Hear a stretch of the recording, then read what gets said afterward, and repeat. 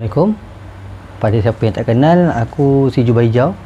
Jadi korang boleh panggil aku SJH lah, singkatan pada huruf depan. Okay, hari ni aku nak bercerita orang motovlogger Malaysia kita diganggu semasa ride. Yang seorang ni nama Hanif Todd dan lagi seorang Roka Rocky. Bukan cerita yang Hanif Todd dululah, sebab cerita dia pendek dan ringkas. Kejadian ni masih baru lagi, hujung tahun lepas, masa Christmas. And then masa tu dia nak pergi sambut birthday anak buah dia dekat Janda Baik, dengan macam kira family day lah. Masa tu dia cerita kat aku, dia pergi sambut birthday anak buah dia kat Janda Baik. Lepas tu dekat kawasan Janda Baik tu kawasan pendalaman lah, belah dalam sekali. Tak tahulah belah dalam lah, yang pasti belah dalam. Lepas tu dia pergilah, masa tu dia pergi siang. Masa dia pergi siang tak ada apa.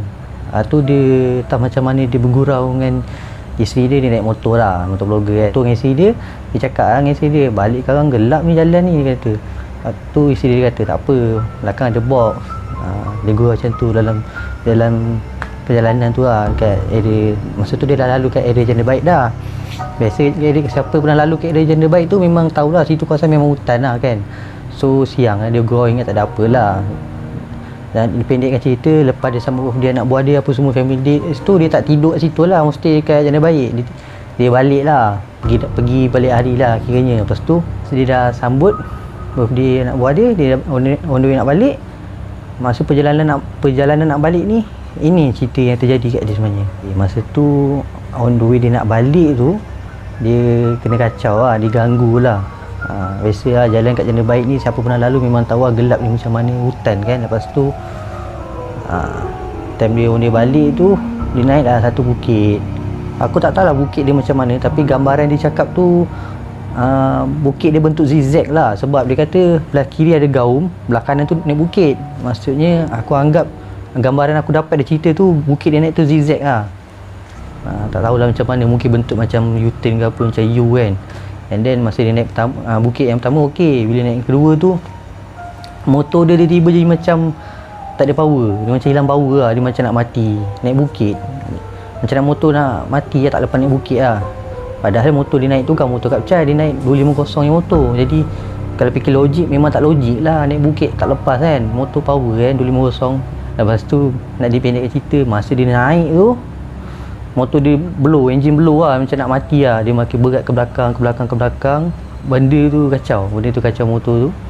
Motor tu reverse. Dia reverse, kalau ikut normally kan, kita naik bukit, kita nak jatuh, kita reverse mesti straight kan. Tak, ni dia tak normal. Dia reverse tu, dia reverse makin ke kiri. Dia nak halik ke gaung. Gaung. Bila nak jatuh tu, hampir nak jatuh, isteri dia tengok belakang tu, oleh belakang nampak ada gaung.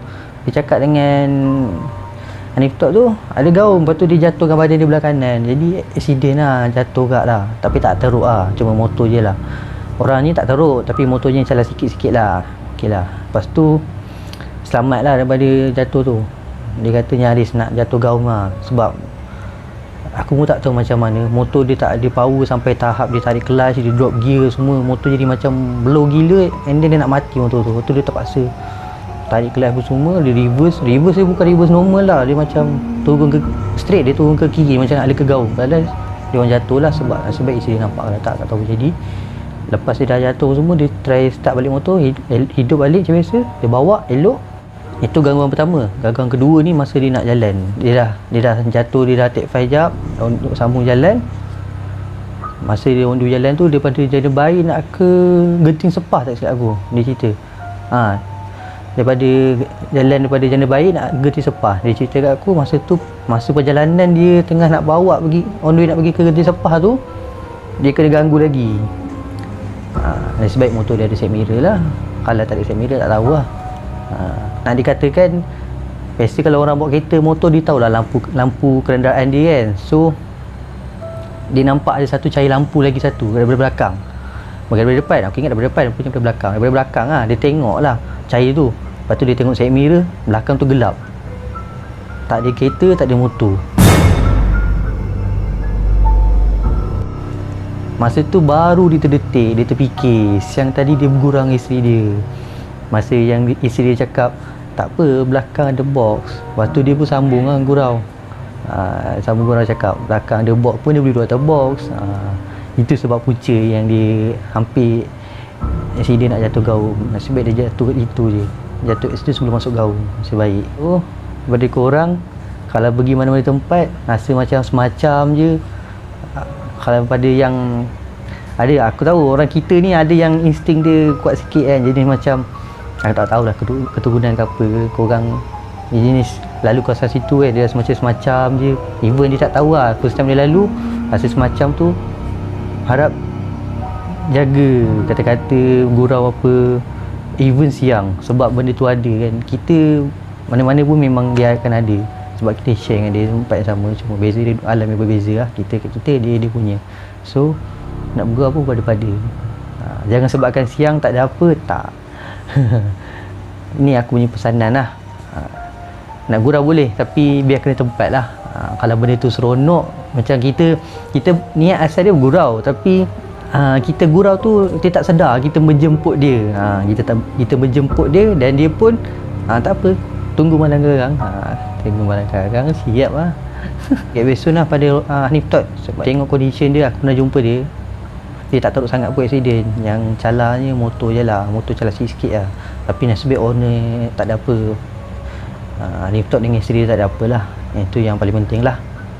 Kalau dia tak perasan tu, tak tahu apa jadi lah. Mungkin sebaliknya lah, sebab gaung tu lah katakan memang tinggi lah, tu macam agak dalam lah. So kalau dia tak perasan tu, aku rasa tak tahu nak cakap apa. Kisah yang kedua ni, saudara kita Rocky, dia ganggulah semasa ride. Tapi selepas pada ride tu lah, kejadian tu seminggu dia kena ganggu. Buang masa, spoilkan cerita, jom kita masuk. Kisah ni dah lama.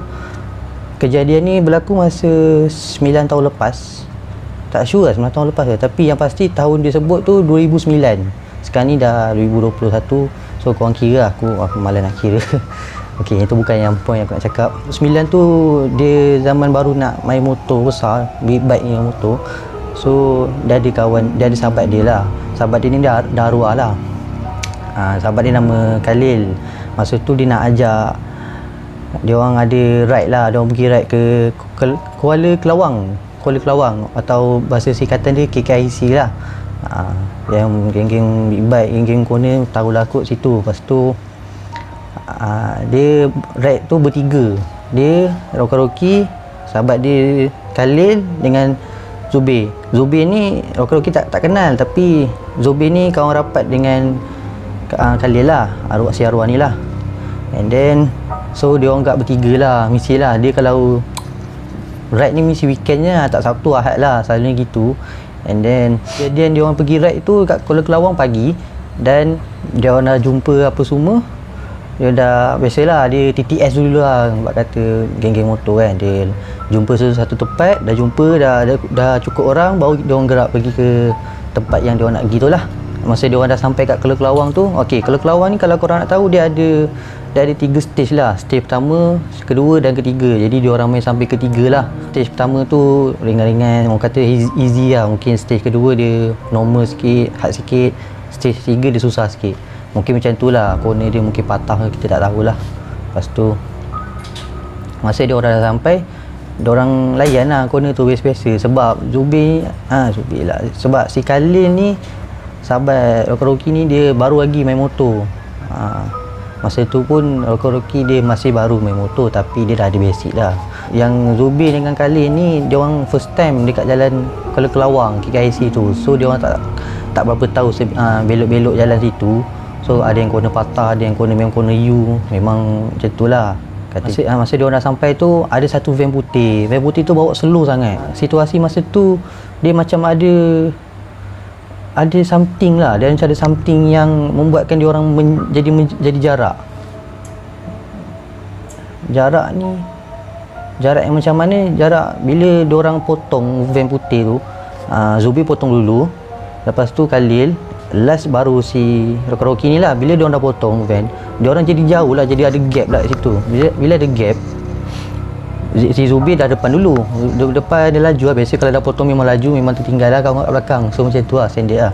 Masa dia dah Rocky last, dia dah potong tu dekat stage 3 dah. Stage 3 ni corner memang corner patah, dia cakap. And then Masa tu bila dia dah bawa, dia ada pasal satu jalan ni, corner ni memang corner depan ni corner kanan, corner patah lepas tu kanan. Bila dia sampai kat situ, dia rasa tak sedap lah, rasa okey ke dia orang tu kan, sebab corner sini corner patah kan, stage 3 kan. So bila dia dah sampai kawasan tu, satu selekor tu dah ada tembok batu lah, tembok batu. Tengok kawan sahabat si karaoke ni yang arwah tu dia dah accident. Biasa orang tak berhenti kalau main motor ni, dia tak berhenti kat selekor-selekor macam tu. Biasa dia berhenti kat checkpoint dia ada lah checkpoint dia berhenti. So kawan dia, sahabat dia dah accident, dia berhenti dia biasa memang kalau accident mesti dia buka helmet apa semua, dia check kan condition kawan sahabat dia. And then kat situ juga sahabat dia meninggal lah, arwah situ juga. Lepas tu si Zubir pun patah balik tengok dia dah settlekan semua, dah buat postmortem, dah report polis apa semua. Polis cakap kawasan situ memang selalu accident. Katanya selalu accident, seminggu mesti ada sekali 2 orang meninggal, orang accident kat situ. Memang kawasan accident mati kat situ. Sebab kalau tembok batu tu, dia cakap tembok batu tu memang ada kawasan, memang nampak kesan accident, ada cover set motor, ada kepala X5 tersangkut tercacak dekat tiang, dekat tembok batu tu. Lepas tu ada bumper kereta lah, memang nampak lah kesan-kesan accident kat situ banyak. Tak tahulah keras dia macam mana. Lepas tu dah settle apa semua, nak dipendekkan cerita ni panjang tapi aku pendekkan lah supaya korang lebih faham. Dia dah settle apa semua, dalil apa semua, dia balik malam tu. Katanya setiap pukul 2 dia terjaga tidur dia, sebab dia dengar kat telinga dia, aku tak sure telinga kanan ke kiri, tapi dia dengar ada orang bunyi macam ada orang bunyi nazak. Sebab masa kawan sahabat dia tu accident, dia sempat tengok sahabat dia nazak lah. So dia macam terbawa-bawa bunyi, suara nazak tu terbawa-bawa, ataupun ada sesuatu yang ikut dia balik dan buatlah suara yang sahabat dia tu masa nazak. Biasalah benda-benda macam ni kita tak tahu, kita tak nak duga. So masa dia tidur tu, setiap pukul 2 pagi dalam masa seminggu setiap pukul 2 genap tepat pukul 2, tak kurang tak lebih, memang genap pukul 2 tepat pukul 2 ada bunyi dekat telinga dia. Bunyi dia macam ni.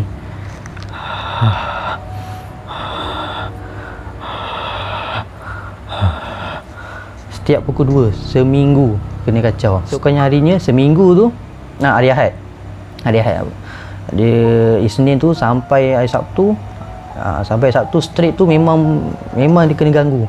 Tiap-tiap pukul 2 pagi ada je, bila dia buka lampu ke, dia buka je mata, bunyi tu hilang, bunyi nafas tu hilang. Lepas tu dia pergilah berubat, tanya yang lebih arif kan, dia tanyalah siapa-siapa pakar kan, bagi tahu dia mungkin ada benda ikut dia balik, ikut karaoke ni balik. Lepas tu cara nak hantar dia balik, dia macam mana kita balik tu, biasa kita lalu kawasan-kawasan keras ni, kita tak boleh terus balik ke rumah. Bila balik ke rumah dia ikut terus. So cara tak nak bagi dia ikut, kita pusing-pusing dulu. Itu memang betul lah. Kalau korang ada lalu kawasan-kawasan yang agak keras, korang tahu kawasan situ memang kawasan accident apa semua, ada orang kena kacau kan. So jangan tu balik rumah, singgah lu mana-mana lah. And then yang di Sirok Karaoke ni, benda tu ikut balik. Senang cerita, tetamu tak diundang balik, kacau dia tiap-tiap malam. Tapi yang peliknya dia seorang je dengar, sebab dia tu jadi depan mata dia kan, kejadian tu depan mata dia. Dan dia pergilah berubat, tanya isteri dia apa semua, katanya pergi balik tempat yang insiden tu, arwah kawan dia tu, arwah sahabat dia di tempat tu. Lepas tu macam buatlah, macam hantar balik lah, macam hantar balik, baca Fatihah apa semua. Ahad seminggu lepas tu dia pergilah semula ke tempat yang kejadian accident. Dia bacalah Al-Fatihah apa semua. Dia cakap, sekiranya engkau daripada kawasan sini, silalah balik semula ke kawasan kau, jangan ikut aku. Bila dia buat macam tu, dia balik semula. Malam tu tak ada bunyi dah, tak ada gangguan bunyi nafas tu yang macam ni. Bunyi tu dah tak ada. So memang betul lah benda tu, nak kata penunggu pun aku tak berani cakap. Makhluk-makhluk halus kat kawasan situ ikut balik lah, kita pun tak nampak kan, kita pun tak tahu. Dia pun tak berapa nak percaya benda-benda halus ni, tapi bila dah kena hidup sendiri, dah kena apa mata, baru kita tahu dia memang ada. Kita wajib tahu dia, kita wajib tahu yang dia wujud, tak perlu sampai taksub. Cukup orang kata sekadar kita tahu dia wujud, itu saja, tapi tak perlu sampai taksub lah, sampai takut, tak perlu lah. Sebab dia pun macam kita juga, cuma beza dia rupa je lah. Dia pada perasaan, kita pada perasaan, semua macam tu. Don't take serious lah cerita ni. Janganlah, memang kisah benar tapi anggap sebagai hiburan saja. Okey, tu yang aku sampaikan ni, yang sampaikan daripada dua orang YouTuber motovlogger ni. Bagi aku dia ada pengejaran dia lah. Pengejaran dia korang fikir sendiri lah, aku nak fikir. Okey, cerita sampai situ saja. Sorry video agak panjang. Dan aku minta maaf sangat dekat dua orang motovlogger ni sebab lama sangat aku nak post video. Aku nak post video lambat sangat sebab aku yalah rider kan, rider delivery, aku cedok. Aku minta maaf sangat dekat Rocky dengan Alif Talk sebab lambat sangat aku nak post video ni. Sebab aku ada demam lah, aku cedok lah apa lah. Ni baru aku free nak shoot video dan aku edit, aku post. Assalamualaikum.